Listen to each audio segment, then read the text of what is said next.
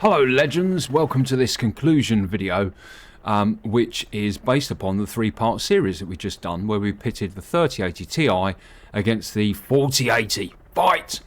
A bit silly really, because clearly we know that the 4080 was going to be better than the 3080 Ti, but interesting nonetheless to see how the system utilised the resources slightly differently, the power consumption and so on. The purpose of this video is to assess, as this short flight goes on, the different elements that are being used by the 4080 versus the 3080 Ti, and to come up with some form of conclusion that's going to be useful.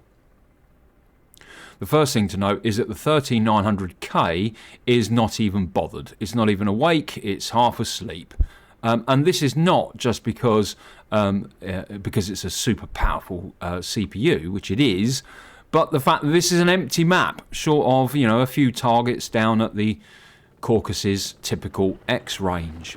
If this was on a much more complex mission, then you would see the 13900K be utilised a lot more. So don't take too much interest in the usage of the 3900K. That said, you can see, as I said, it's not even remotely bothered. Temperatures are good. The core clock for the 3900K is standard at 5.6 gigahertz. And the amount of RAM that's being used for the 3900K is not really to be looked at either. I've got other things going on in the background.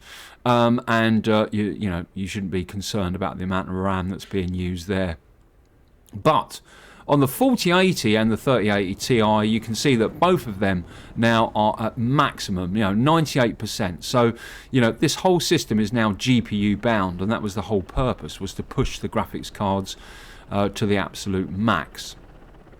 If you're unsure of what the settings are that we're currently using, then have a look in the top right hand corner there, and you should see part 2, which details the settings that we've got used here.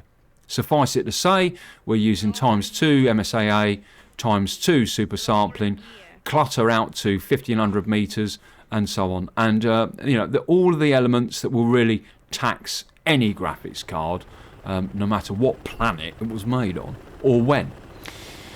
So here we can see the temperatures. The 4080 are good 10 degrees cooler, and that's because the vapor chamber on the 4080 is so big that if you could stand inside it and shout.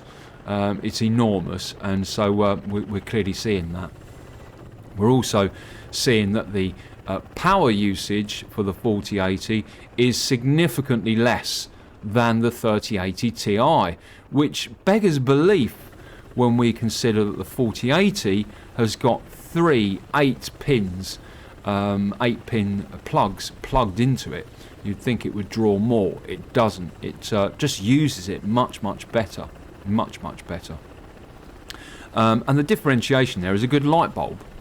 It's a good light bulb's worth of power that the 4080 is not using, where the 3080 Ti is.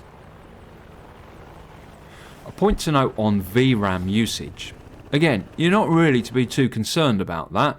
This is an empty Caucasus map with a few targets down at the X range, but the point is that DCS World will ensure that the VRAM is utilised for your graphics card, whether that's 3 gigabytes or whether that's 16 gigabytes. It will all get used in preload and textures.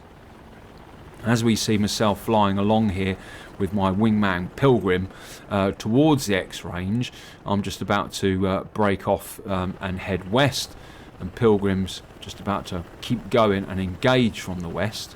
We'll do some scene switching in a minute, which is another way of pushing the system. You would have undoubtedly come across that on multiplayer servers when you're flicking through the different targets or different allied air assets, and sometimes you'll come across stutters and as the scene loads in and so on. And that is a good way to push the graphics card even further than what you're currently doing. While we're waiting for that to happen, it's interesting at this point to look at frame times, and on both graphics cards they are fluctuating.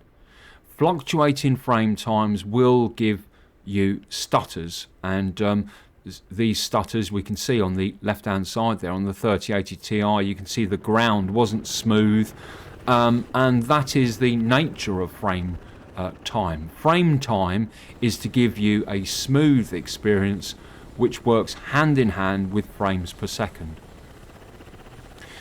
Now, as I said earlier on, with frames per second, we can see that you know, the 4080 is about, you know, we'd say about 20%, 10 to 15% faster than 3080 Ti. We expect that. That's very clearly obvious. 4080 is much more powerful than 3080 Ti. But the 3080 Ti is no slouch.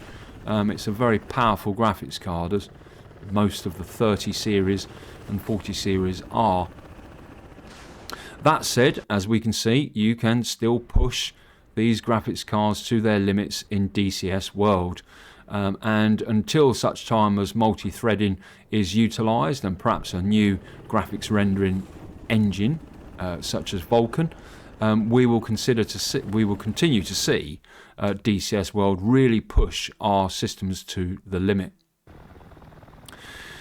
One of the conclusions that we can present after watching this sort of benchmark and any other benchmark, and that is, apart from the end state story, in other words, clearly what is better than the other one, we shouldn't, what is better than, you know, 4080 is better than 3080 Ti. It's only really relevant to the system that's being benchmarked. Yes, you can say, well, if I had a 4080 in my system, it would be better than whatever it is I've got. Of course that would be the case. But components work together. In this case, we're GPU bound because of the graphics settings that we've used. And the whole point of any simulation, and I'll say simulation rather than game, but the whole point of any simulation is to make sure that you are able to match your hardware to the graphics performance and the graphics settings that you're currently using. Once you're able to do that, then you'll get a very smooth experience. It's not always about the fastest, the maximum amount of frames that you can get. Why do you need the maximum amount of frames, Heli shed? Well, so that our frame time is lower. Well, that's just rubbish. Absolute rubbish. And I will call it right now. Frames per second and frame time work hand in hand, and you need to make sure that they are both as smooth as possible and both in sync with each other. And there's a way in which we do that, and in the next couple of videos I'll show you how and give you a demonstration.